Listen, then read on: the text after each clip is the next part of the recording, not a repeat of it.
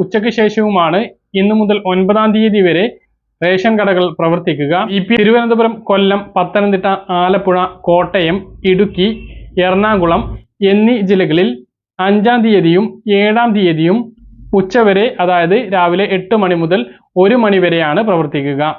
ഇതേ ജില്ലകളിൽ 6-ാം തീയതിയും 9-ാം തീയതിയും ഉച്ചയ്ക്ക് ശേഷവുമാണ് റേഷൻ കടകൾ പ്രവർത്തിക്കുക.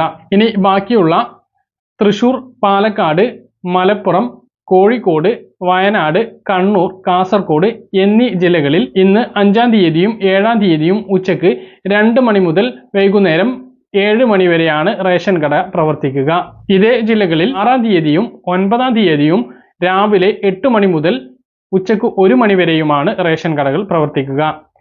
8-ാം തീയതി റേഷൻ കട അവധിയാണ്. ശിവരാത്രി പ്രമാണിച്ച് 8-ാം തീയതി റേഷൻ കട അവധിയാണ്. അതാണ് 8-ാം തീയതി ഇതിനിടയിൽ ഉൾപ്പെടാത്തത്. ഇന്ന് മുതൽ